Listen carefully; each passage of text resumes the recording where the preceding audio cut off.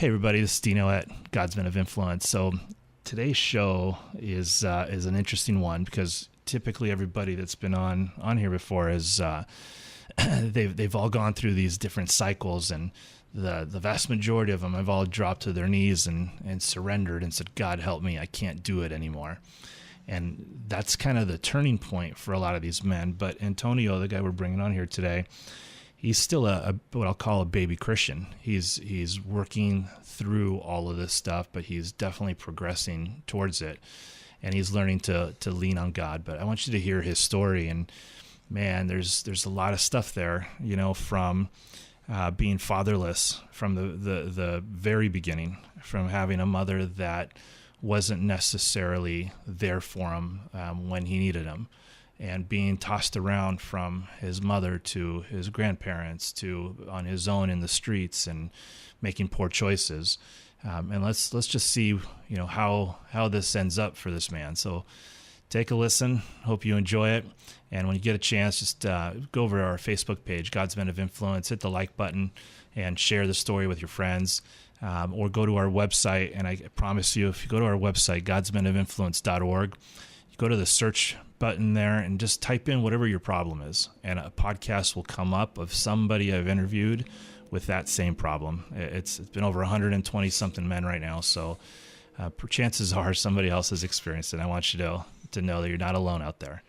Thank you. Be still before the Lord and wait patiently for Him. Do not fret when people succeed in their ways, when they carry out their wicked schemes. Refrain from anger and turn from wrath. Do not fret, that leads only to evil. For those who are evil will be destroyed, but those who hope in the Lord will inherit the land.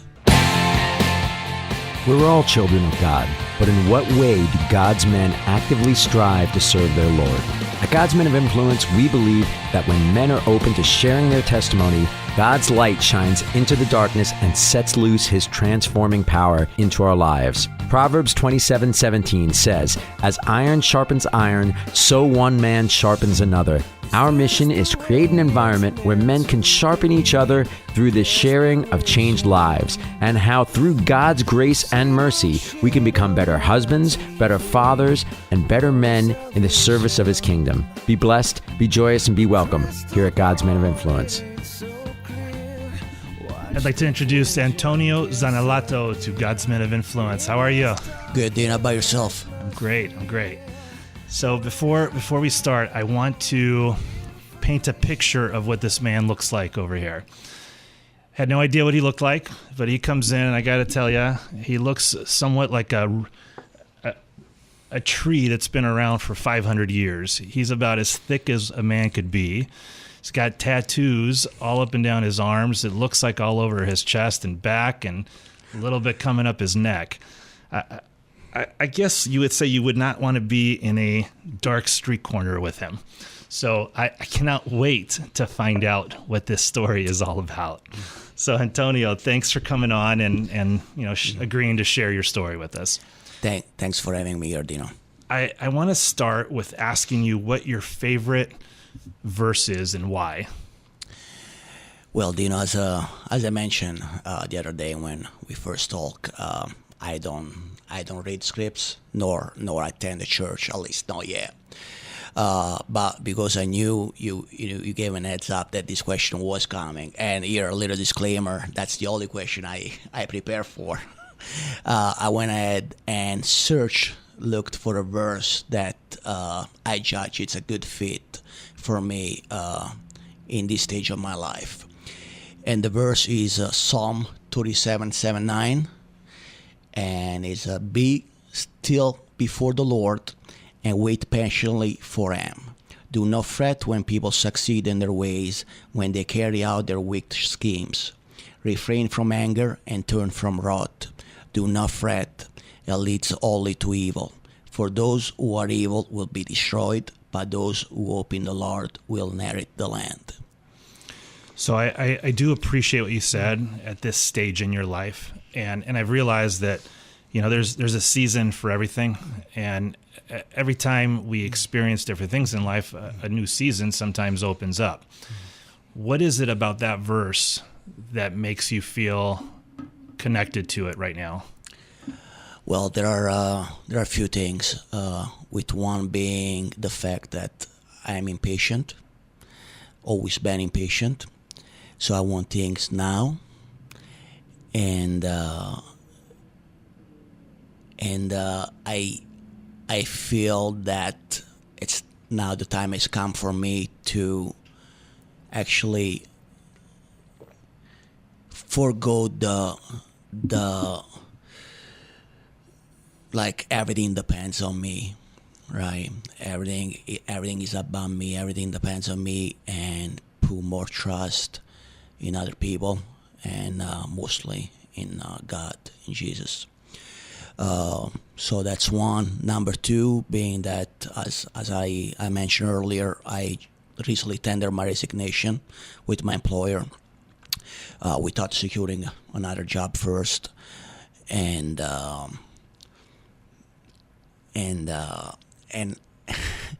and I feel that, without going into too many details, that this verse tells me a lot about forgiveness. Forgive who did you wrong. Do not hold into people's wrong. Forgive them.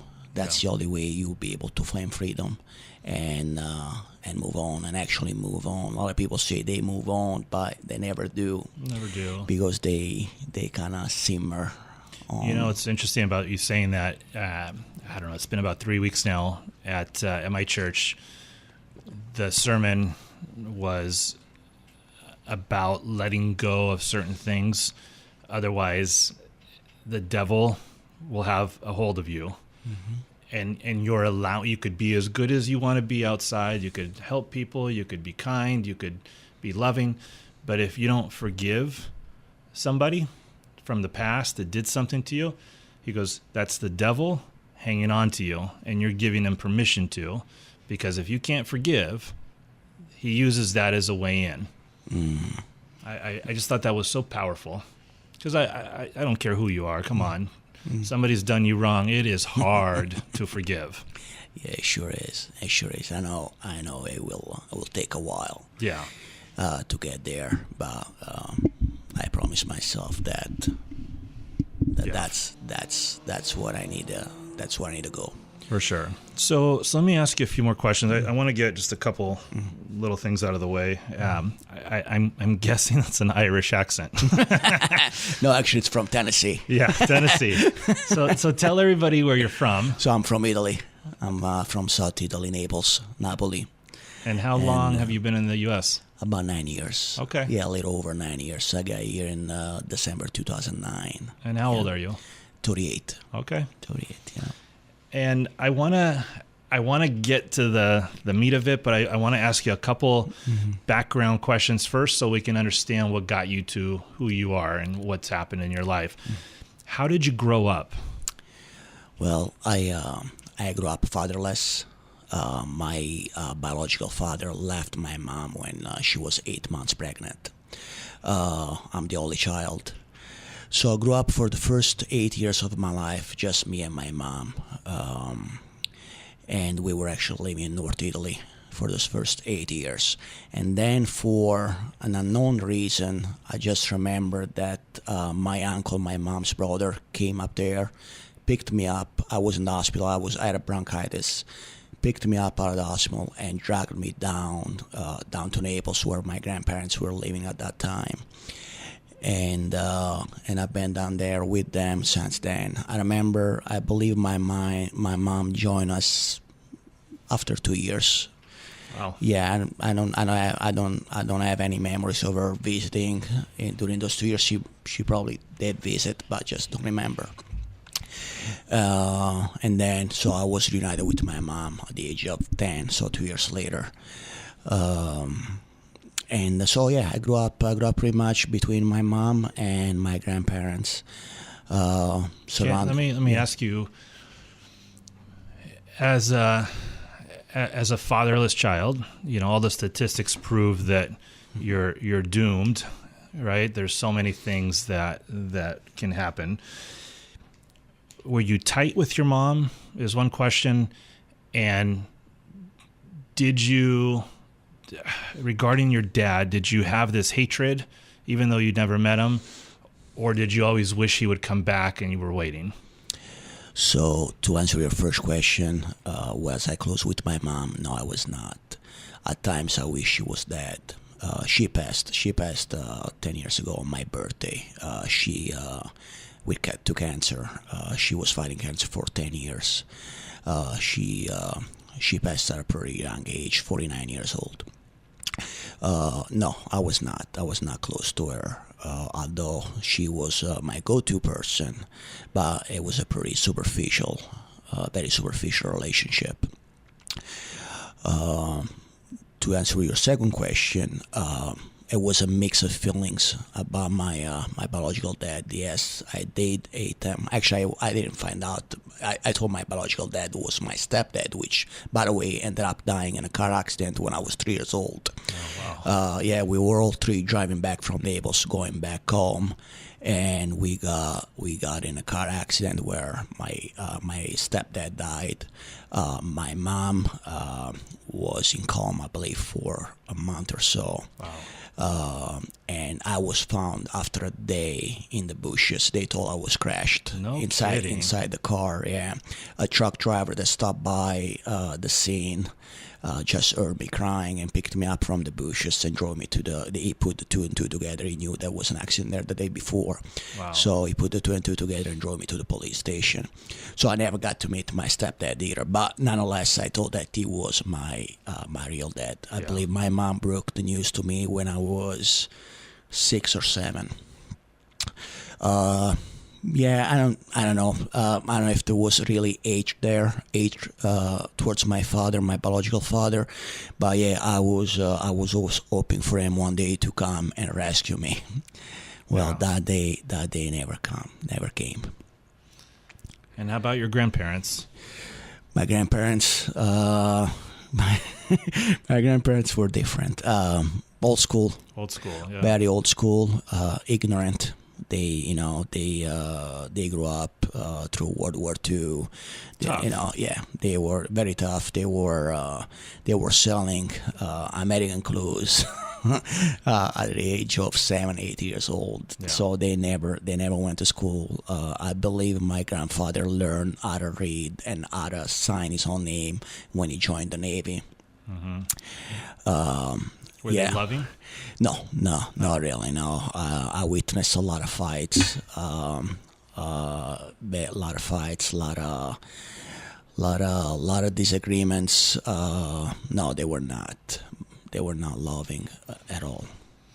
So what happened at what age? I mean, even at 6, 7, 8, 9, 10, I know a kid can get in a lot of trouble. At what age did you really start? And I don't even know, but I'm guessing you ran with a bad crowd. I'm guessing you caused a lot of trouble. I'm guessing you were a troubled kid. At what age did all that start? Well, that start probably at the age of 14, 15. So until then I was a really, really good kid. The nice kid, right? The nice kid, and very well spoken, soft spoken, very yes sir, yes ma'am. But I felt that by being that way, I was disappointing my family, my grandparents in particular. Why? Because you weren't being tough? I wasn't being tough. I was being taken advantage of by other kids. And, bear in mind that I never backed up from a fight. And, but nonetheless, I was, I guess, too nice for their standards. They want me to wise up or whatever was there for them. So, and, without having a father in my life, with a mom that was coming and going, doing their own things, what I seek the most was validation, right? So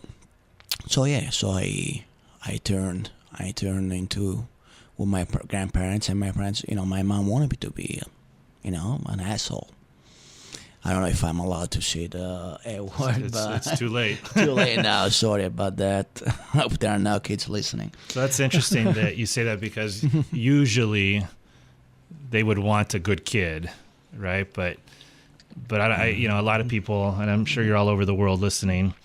I grew up with a traditional Greek family, so I can relate to a lot of what you're saying. And my parents grew up in the war times. They were children, but they grew up in the war times, and I never really truly understood what that meant until I went back to Greece and visited, and saw the locations and the memorials that were up. And I heard the stories firsthand from people. I saw the tears still, 60 years later, telling me the stories and how they would come, the Nazis, the Turks, they would come, and the men would run for the hills because they know they would either get killed or taken to fight. The women could be raped or beat up a little bit or whatever it be. And I remember my mom telling me a story where, her dad was a ex-captain in the military from World War I, and he was the president of the village.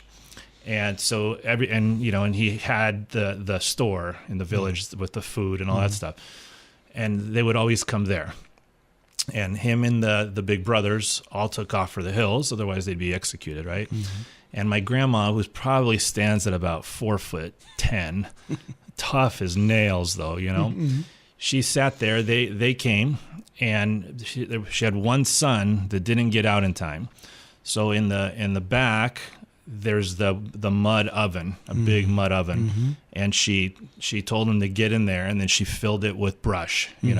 Like that's how they would normally start it on fire. And the guy comes, and they called her Mrs. Captain, Mrs. Capitano, and they asked her, "Where's your husband?" "He's down the fields working like he always is." "How about your boys? Where are they?" "They're down in the fields working with them. That's what we do every day here." And, "Oh, really?" he said. And he started walking towards the mud oven. And then he took out his cigarette, started lighting his cigarette, but he didn't turn off the lighter.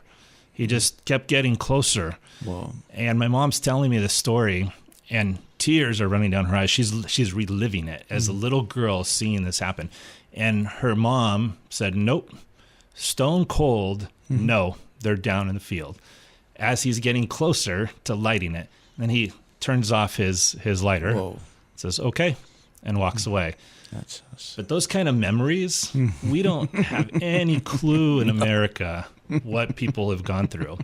So I understand how they could be tough, and they're loving people, but they're tough. Their ways, it's a different way. Yes, that's right. That's right. So anyway, I didn't mean to take the spotlight away there. And just to add to what I said earlier about being nice, that was another way for me to camouflage, right? To pretty much go unnoticed. I didn't wanna be on anyone's radar. I wanna be, again, just fit in and camouflage with everyone around me. Yeah. And so I think maybe my grandparents saw through that and want me to step out of that. Yeah. Right. So let me ask you now the big question that I ask everybody here: have you had a dark time in your life? and I'm sure you have. I can see it in your face right now. There's probably a million of them. But when I say that, what's the first thing that comes to your mind? Well, in all honesty, I like you picked up. Yes, I went through a lot of dark times in different phases of my life. But I think the darkest one has been the most recent one. 2 weeks ago, when I did resign from my job. 3-4 days after that, I was in a very dark place. It was a very scary place for me to be, and luckily I was able to step out of that. But yeah, as far as dark place, the most recent one is definitely one. I don't know, maybe it was just the memory, it's fresh, but it's one of the darkest one. What caused that? Well, what got you into such a dark place? Fear, right? Fear of the unknown.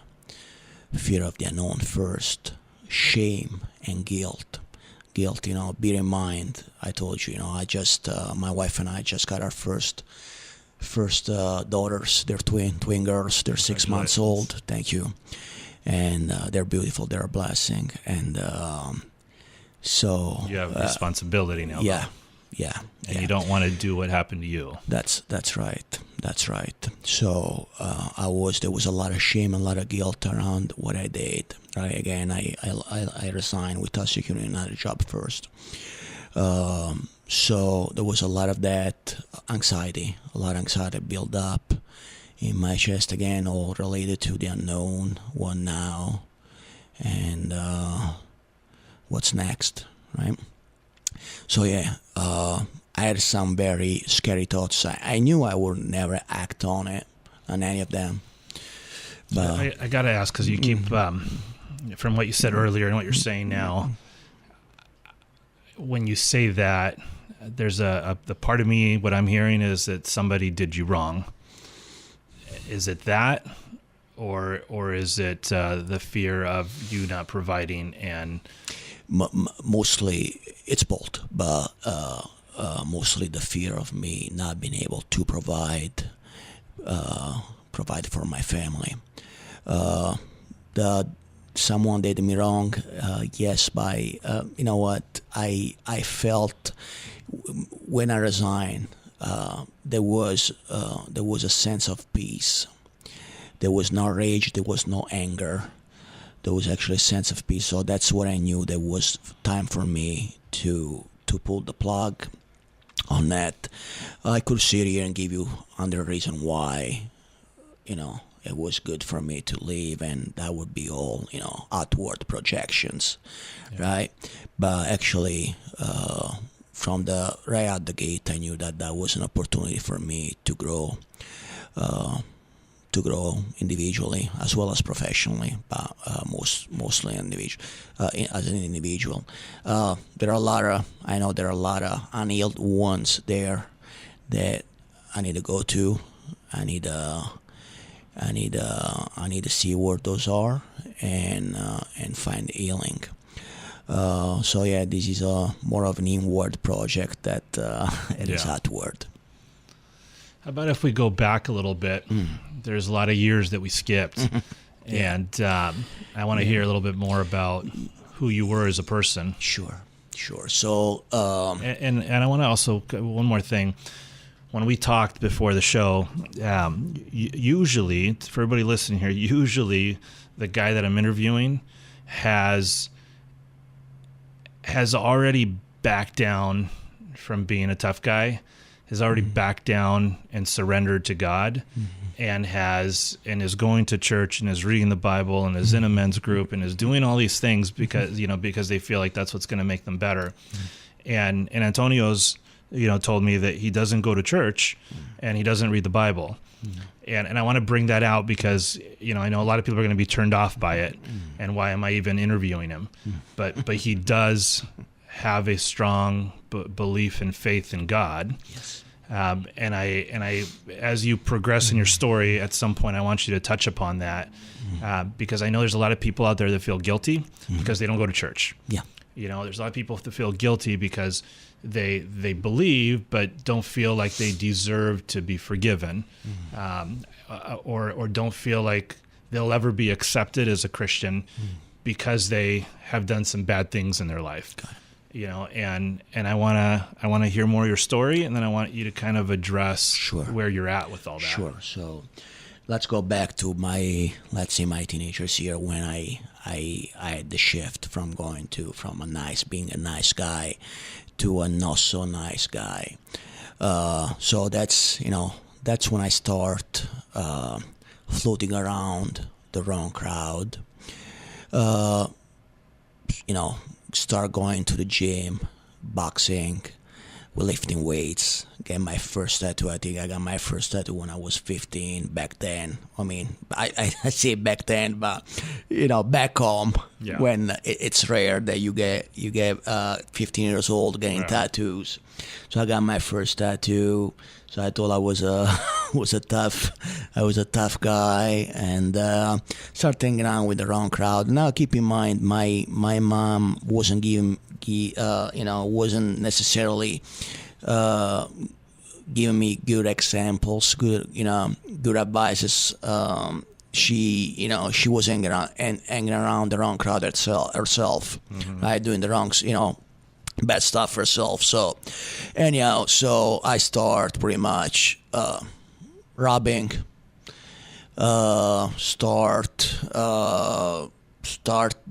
doing fraud, fake checked, getting into fights, doing all kinds of stealing cars, breaking into cars, stealing cars, just stupid stuff. Yeah. Luckily, I never got in trouble. With the law. But that lasted for about 5 years until I turned 19. 19. That's when I kind of moved out of the house, and I start moving away from that crowd. I knew that was wrong all along. I never had a doubt in my mind that was the person who I want to be. Yeah. I'm still a nice guy inside. I'm still, although I do all these stupid stuff, and I knew that I wasn't made for that. Yeah. It was just again another way for me to fit in, to get validation. I was trying to get validation from the streets, from the wrong crowd, right? And so anyhow, I moved away from that at the age of 19, 20, I believe. And I kind of cruised. I was working. At that point, I kind of checked out, though. I was just cruising. I was working. I was trying to stay out of trouble. I graduated from school. And I was just going through the motions, right? And it wasn't until I was 23 that I ran into a family member. Certain circumstances, pretty much, put me in front of a family member. His name is Ciro, and he pretty much sit me down and say, I don't know if you realize it, but I want to tell you that nobody's going to come to save you.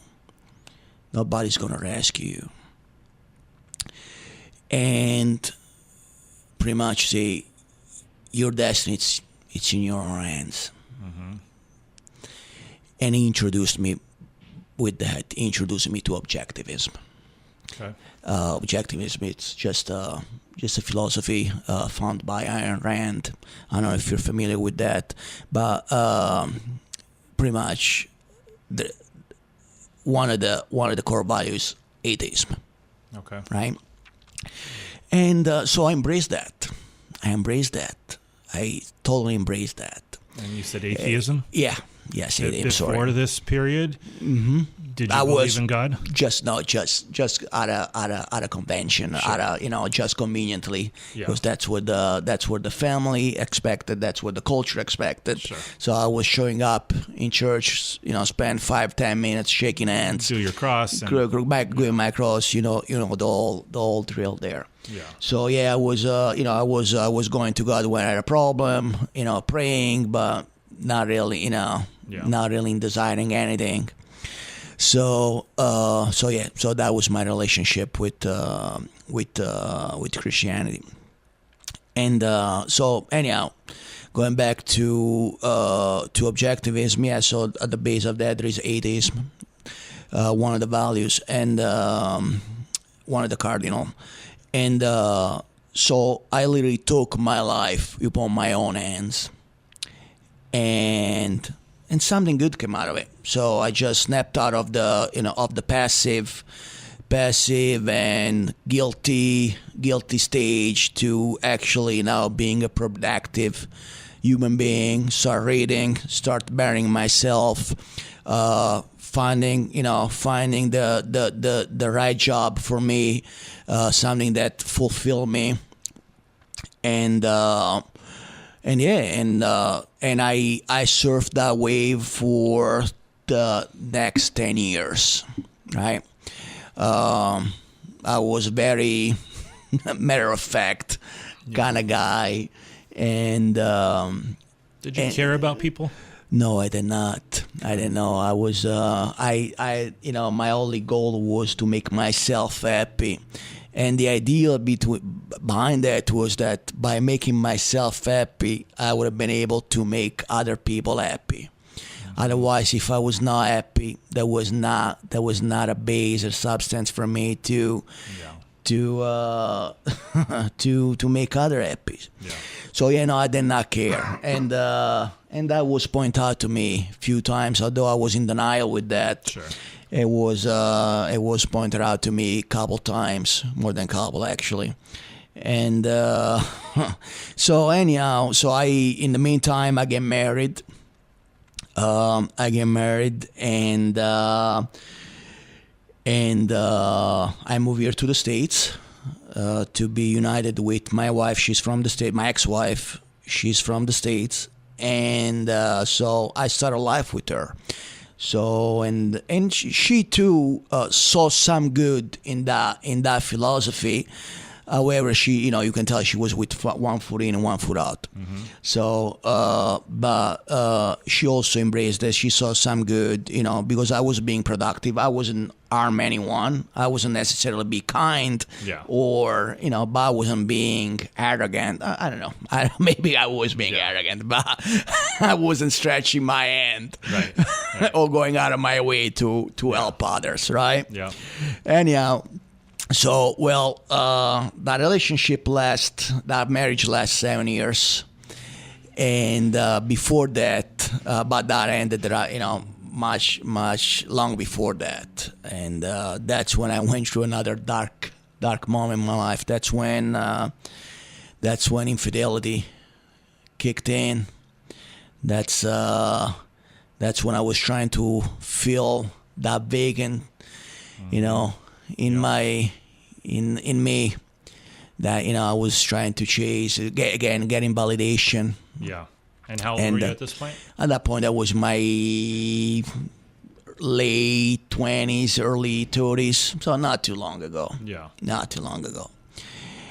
And so anyhow, long story short, that marriage ended a couple years ago. And as that marriage was ending, I met my current wife, Jan, and that was a turning point in my life. That was the turning point in my life. I never experienced such love and care from anyone. Very genuine and authentic. It wasn't just circumstantial. Yeah. It was very genuine, authentic, and always there. Something you probably have been aching for your entire life. Yeah. Yeah. Aching, all right. Yeah. Yeah, definitely. It's that's what I was seeking all my life. That's what I was after all my life. Now, bear in mind that Jan, and I don't know if she will appreciate I shared this, but Jan is Jewish. Okay. Right? Interesting. Yeah, I didn't share that with you. Yeah. So she was okay with me with being atheist. So I was neutral, right? Yeah. I didn't have to, the family would accept me, and they were, I said, okay, he's neutral. It's, he's welcome, and but then Jan got pregnant last year. Mm-hmm. She got pregnant, and so now the question for me was, okay, this is great. This is what I've been waiting all my life. this is a blessing, but what it means to be a father, right? So I did what I always do. Go find the answer in books, podcast, audiobooks, workshop, you name it, men's group, any men's group out there I've been to. And and all of them, I should say most of them, all lead to God. God, in order to be a good father, in order to, your perfect father is God, right? You have to be based, you have to be grounded on that. Yeah. Well, obviously, the first 2-3 messages I just discarded. I just say, okay, whatever. It's just a coincidence. Yeah. Then that message started getting louder and louder. And one of them, I don't know if I share it with you or not, but one of them was actually to the point say, okay, now, if you don't want to embrace God, at least have a good reason why you are not, and so you can give that to your kids one day, right? And so I went ahead and bought a book. I forgot, Delusion. I think the name was Delusional God. I don't know if you ever heard. It's like, it's a break. And I was still sitting on my coffee table. I never opened it, I never got there. So one day I go to in my office, and one of my ex-coworker, his name is Ryan. Me and him used to share a lot of stories, so he said, "Hey, do you remember one day I mentioned you should pick up the book Wilder Art by John Eldredge?" Say, I think I do remember that. Well, I think maybe this is a good time for you to go through the book, and he knew what I was standing religion-wise. So he say, if you have trouble reading the word, the book, and reading the word God, Jesus, just substitute that with love. And, it's just another book. You read a book or two a week. So that, if it's just another book. Yeah. And see what that does for you. And, that did a lot. That was my turning point. That was my turning point, and that directed me to God. So that book got my attention. Yeah. Got my attention. And, because I was, prior to that, I always envisioned God being like the weak, right? Turn the other cheek, right? Be nice. So all about everything, not about yourself, but about everyone also by yourself. So that was not me. That was not where my belief was. And but then that book put Christianity, give a different perspective. And say the name of the book again. Wild Art by John Eldredge. Okay. Yeah, great book. I got you said something, and my mind kind of wandered a little bit. And I started thinking of something, and you didn't have a father, but now you are a father. Yeah. So you don't really have any practical experience of how to be a father. No. But you mentioned God as the perfect father, and when I hear that, I think to myself, it's brilliant actually. You can model your own self after God. That's right. Which is really all he wants us to do anyway. And who is God? He's a loving father. He's also a tough father. He's strict, but forgiving. And he loves you more than absolutely anything, right? And now that you have children, they could do something really bad, and you will still love them. There's no, and that's why, I'm a father of 4, And that I get it now. So when people say, you know, how can God love him, or how can God ever forgive him? Or, let me ask you, I mean, if your little baby grew up and did something bad, you'll discipline that baby, that child of yours, and you'll be disappointed, and you'll fight hard to get that child back on track. But at the end of the day, you will always forgive that child of yours and welcome them back, because that you're a father, and that's what God does. Yeah, and the I guess the shift that I'm more aware of is my ability to be more not kind, but more, I'm trying to find the right word here. Caring? No, it's not caring. More grace, having more grace. More grace, more, and not just towards other people, but towards myself as well, right? Be more forgiving, have more grace. And that was one of the main shift I noticed, because after reading the book twice, I took a step farther, and right around that time, there was a movement that it's a spin-off from from Wilder Art. It's called Adventure of the Heart, and it's an expedition in Colorado. And it's a week expedition in Colorado, and that's what I had my major transformation. Got it. And Have you ever tried to read the Bible? No, I'm not. You know, I know there was for me, my progression. The Purpose-Driven Life by Rick Warren was one of the books I read that was good for me.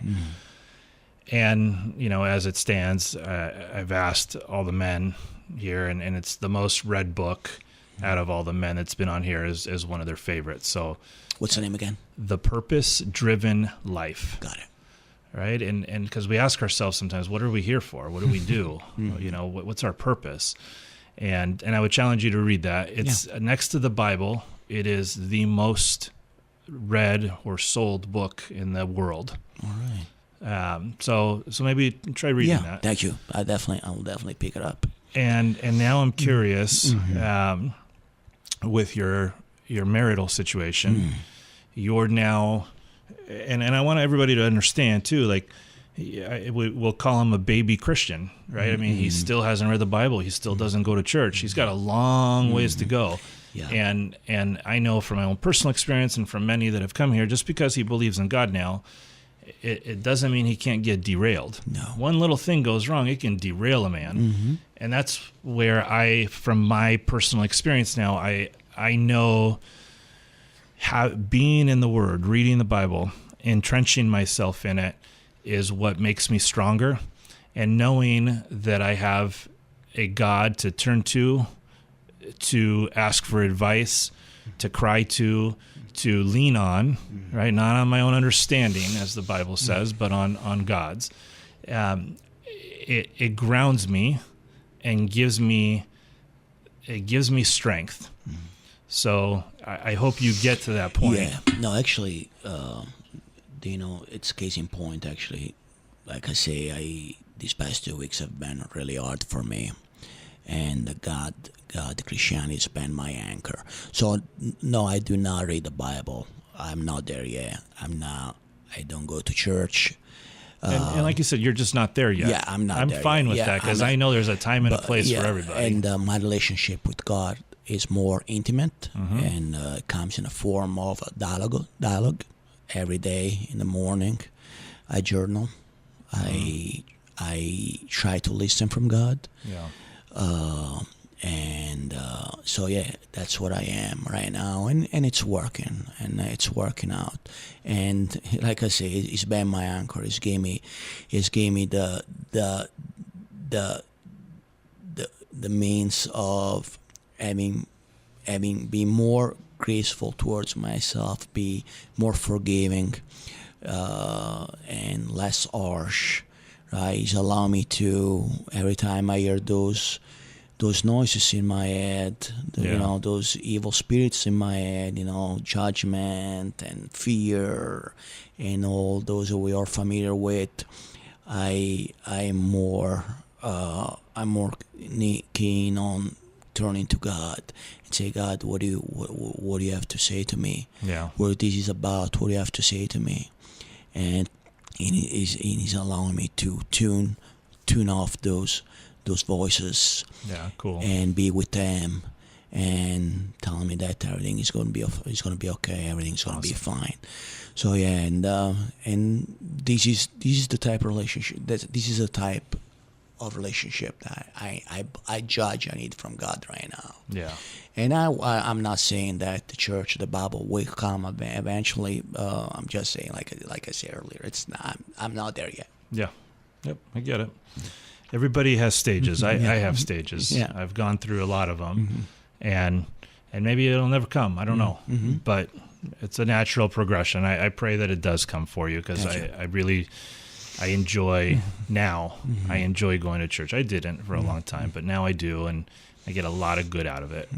It's funny because I love going to seminars. I love, I'm a business person, and I love hearing that kind of stuff. And Me and you both, yeah. And now when I go to church, I almost view it like a seminar. Like I'm going because I'm gaining knowledge, and I view it differently, and I appreciate it more. I don't know what it is, but I'm getting it more. It's really great now. So anyways, that's a good perspective. Yeah. Yeah.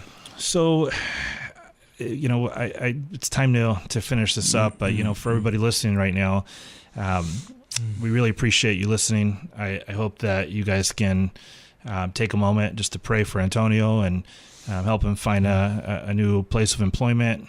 Pray for his daughters, his wife.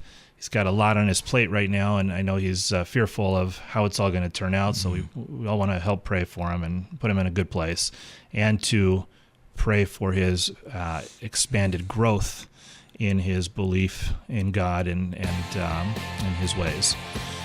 So thank you all for listening. Always be blessed and welcomed here at God's Men of Influence. Thank you so much. And thank you for joining us. Thank you, Dino. Thank you for having me.